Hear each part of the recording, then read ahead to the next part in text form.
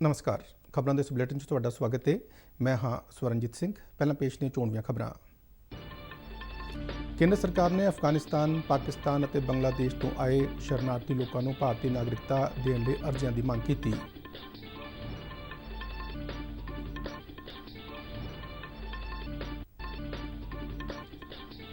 देश में वैक्सीन उत्पादन को ਵਧਾਉਣ ਲਈ केंद्र सरकार ਵੱਲੋਂ जनतक सैक्टर ਦੀਆਂ कंपनियों ਨੂੰ माली मदद दी जाएगी।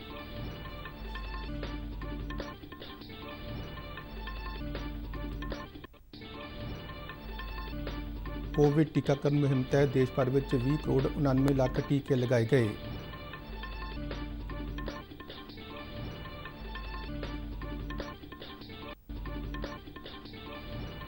भारतीय रेलवे ने ऑक्सीजन एक्सप्रैस रेलों राही ਵੱਖ-ਵੱਖ सूबों ਨੂੰ 19,400 मीट्रिक टन तो ਵੱਧ मैडिकल ऑक्सीजन उपलब्ध करवाई।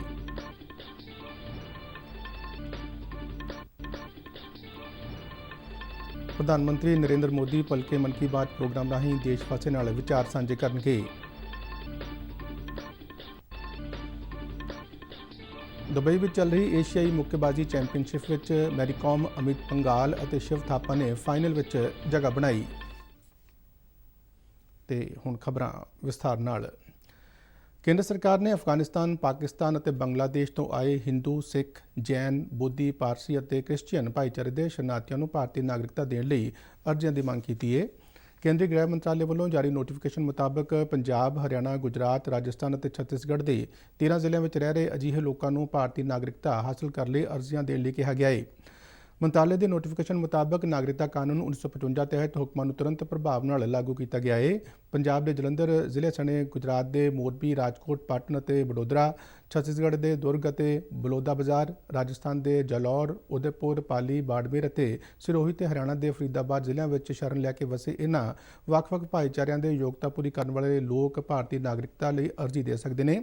इन्हां भाईचारिਆਂ के लोगों वालों धार्मिक और समाजिक कारणों के चलदियां पिछले लंबे समय तो भारत विच शरण लई हुई है। केंद्र सरकार वालों कोविड सुरक्षा मिशन तहत वैक्सीन उत्पादन ਵਧਾਉਣ ਲਈ कुछ जनतक सैक्टर ਦੀਆਂ कंपनियों को माली मदद मुहैया करवाई जाएगी। विज्ञान और तकनोलॉजी मंत्रालय वालों जारी बयान मुताबक कौमी डेयरी विकास बोर्ड अधीन हैदराबाद विचली कंपनी इंडियन इम्यूनोलॉजिकल लिमिटेड और भारत बायोटेक विचाले तकनीकी भाईवाली लिए एक समझौता किया गया है। इस समझौते तहत भारत बायोटेक को कोवैक्सीन टीके के निर्माण लिए लोड़ींदी रसायन समग्री उपलब्ध करवाई जाएगी। कंपनी के प्रबंधकी डायरैक्टर डॉक्टर के आनंद कुमार ने कहा कि IIL वालों अगले महीने तो कोवैक्सीन बनाने लिए वरती जाने वाली समग्री का उत्पादन करने की योजना बनाई जा रही है। उन्होंने दस्सिया कि एक महीने दौरान 10 तो 15 मिलियन खुराकों का उत्पादन होने की उम्मीद है।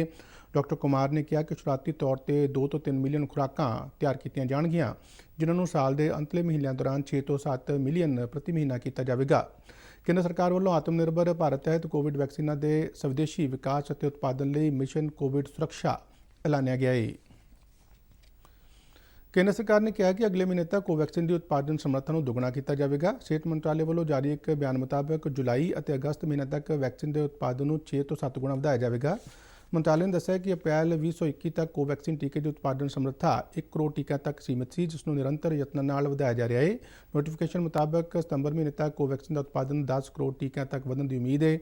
केंद्र सरकार वालों आत्मनिर्भर भारत तहत कोविड सुरक्षा मिशन का ऐलान किया गया सी, जिस अधीन बायोटैक्नोलॉजी विभाग वालों कोविड वैक्सीनों के उत्पादन और विकास को रफ्तार दी जा रही है। सेहत मंत्रालय ने भारत बायोटेक के वैक्सीन संबंधी मीडिया में चल रही झूठियां रिपोर्टों का भी खंडन किया है। कोविड-19 टीकाकरण मुहिम तहत देश भर में हुण तक 20 करोड़ 99 लाख टीके लगाए जा चुके हैं। सेहत मंत्रालय वालों दी गई ताज़ा जानकारी मुताबक टीकाकरण मुहिम के 132वें दिन 30,62,000 तो वध वैक्सीन दी खुराकां दित्तियां गईयां।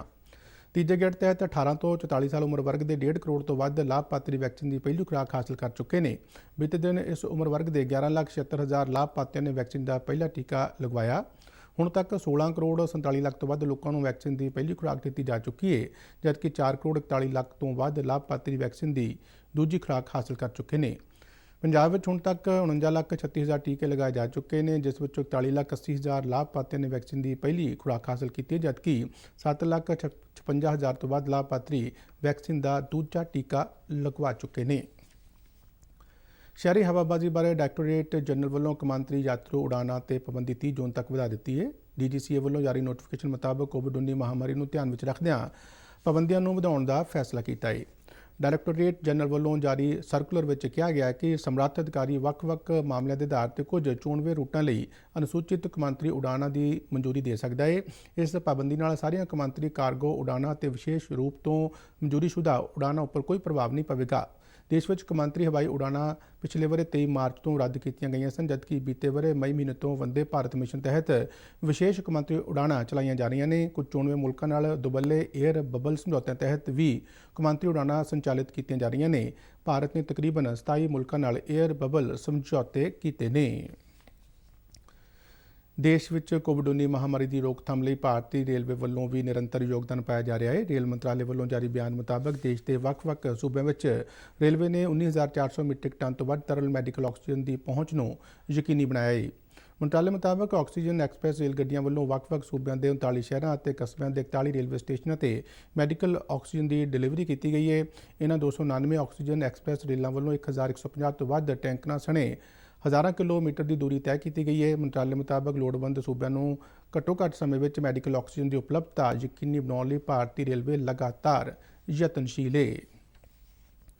ਪ੍ਰਧਾਨ ਮੰਤਰੀ ਨਰਿੰਦਰ ਮੋਦੀ ਭਲਕੇ ਆਕਾਸ਼ਵਾਣੀ ਦੇ ਬਹੁਤ ਚਰਚਿਤ ਪ੍ਰੋਗਰਾਮ ਮਨ ਕੀ ਬਾਤ ਤਹਿਤ ਦੇਸ਼ ਵਿਦੇਸ਼ ਦੇ ਲੋਕਾਂ ਨਾਲ ਆਪਣੇ ਵਿਚਾਰ ਸਾਂਝੇ ਕਰਨਗੇ। ਮਹੀਨਾਵਾਰ ਰੇਡੀਓ ਪ੍ਰੋਗਰਾਮ ਦੀ ਇਹ 77ਵੀਂ ਕੜੀ ਹੋਵੇਗੀ। ਮਨ ਕੀ ਬਾਤ ਪ੍ਰੋਗਰਾਮ ਨੂੰ ਦੂਰਦਰਸ਼ਨ ਦੇ ਸਾਰੇ ਚੈਨਲ ਪ੍ਰਸਾਰਿਤ ਕਰਨਗੇ। ਇਹ ਪ੍ਰੋਗਰਾਮ ਮਹੀਨੇ ਦੇ ਆਖਰੀ ਐਤਵਾਰ ਸਵੇਰੇ 11 ਵਜੇ ਪ੍ਰਸਾਰਿਤ ਕੀਤਾ ਜਾਂਦਾ ਹੈ ਤੇ ਇਸ ਤੋਂ ਤੁਰੰਤ ਬਾਅਦ ਇਸ ਪ੍ਰੋਗਰਾਮ ਦਾ ਖੇਤਰੀ ਭਾਸ਼ਾ ਵਿੱਚ ਰੂਪਾਂਤਰ ਵੀ ਦੇਖਿਆ ਤੇ ਸੁਣਿਆ ਜਾ ਸਕਦਾ ਹੈ। ਡੀਡੀ ਪੰਜਾਬੀ ਤੇ ਰਾਤ 8 ਵਜੇ ਇਸ ਦਾ ਮੁੜ ਪ੍ਰਸਾਰਣ ਹੋਵੇਗਾ। ਕੇਂਦਰੀ ਖਜ਼ਾਨਾ ਮੰਤਰੀ ਨਿਰਮਲਾ ਸੀਤਾਰਮਨ ਦੀ ਪ੍ਰਧਾਨਗੀ ਹੇਠ ਜੀਐਸਟੀ ਕੌਂਸਲ ਦੀ ਮੀਟਿੰਗ ਦੌਰਾਨ ਬਲੈਕ ਫੰਗਸ ਦੇ ਟੀਕੇ ਤੇ ਦਰਾਮਦ ਡਿਊਟੀ ਤੋਂ ਛੋਟ ਸਣੇ ਕਈ ਅਹਿਮ ਫੈਸਲੇ ਕੀਤੇ ਗਏ ਨੇ। ਮੀਟਿੰਗ ਮਗਰੋਂ ਪੱਤਰਕਾਰਾਂ ਨਾਲ ਗੱਲਬਾਤ ਕਰਦਿਆਂ ਨਿਰਮਲਾ ਸੀਤਾਰਮਨ ਨੇ ਕਿਹਾ ਕਿ ਮੈਡੀਕਲ ਵਸਤਾਂ ਤੇ ਟੀਕਿਆਂ ਤੇ ਟੈਕਸ ਢਾਂਚੇ ਬਾਰੇ ਮੰਤਰੀਆਂ ਦਾ ਸਮੂਹ ਵਿਚਾਰ ਵਟਾਂਦਰਾ ਕਰੇਗਾ।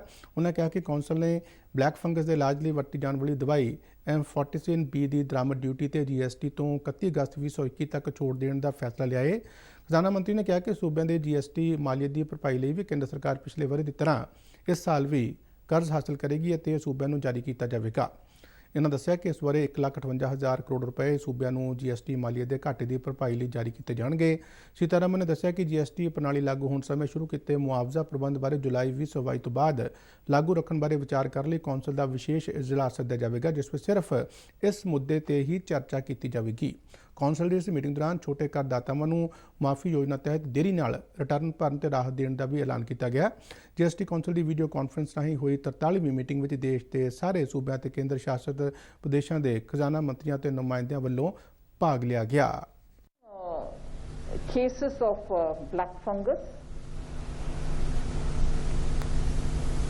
a particular medicine which is required for it called amphotericin B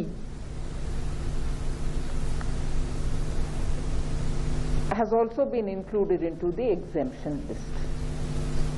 The Council has decided to exempt the import of relief items even if they are purchased, if these are meant for donating to the government or on recommendation of the state authority. ਕੇਂਦਰ ਸਰਕਾਰ ਦੇ IT ਨਿਯਮਾਂ ਮੁਤਾਬਕ Twitter ਵੱਲੋਂ ਸ਼ਿਕਾਇਤ ਨਿਵਾਰਨ ਲਈ ਸਥਾਨਕ ਅਧਿਕਾਰੀ ਦੀ ਨਿਯੁਕਤੀ ਨਾ ਕਰਨ ਸੰਬੰਧੀ ਦਿੱਲੀ ਹਾਈਕੋਰਟ ਵਿੱਚ ਇੱਕ ਜਨਹਿਤ ਪਟੀਸ਼ਨ ਦਾਇਰ ਕੀਤੀ ਗਈ ਹੈ।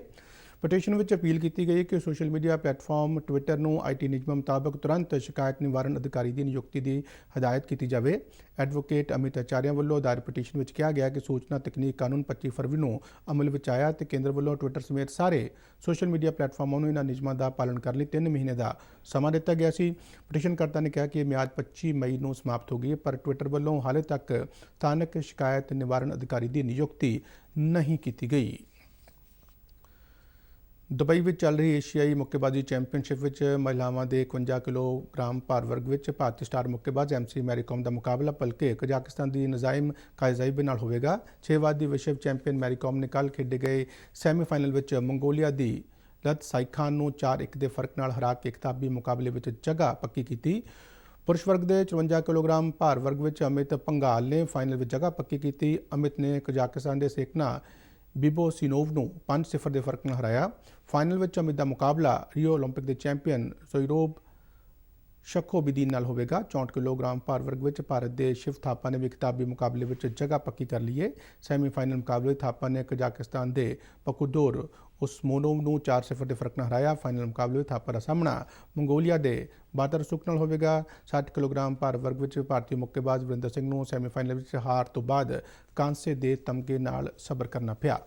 ਇਸ ਦੇ ਨਾਲ ਹੀ ਇਹ ਬੁਲੇਟਿਨ ਇੱਥੇ ਖਤਮ ਹੁੰਦਾ ਹੈ। ਆਗਿਆ ਦਿਓ। ਧੰਨਵਾਦ।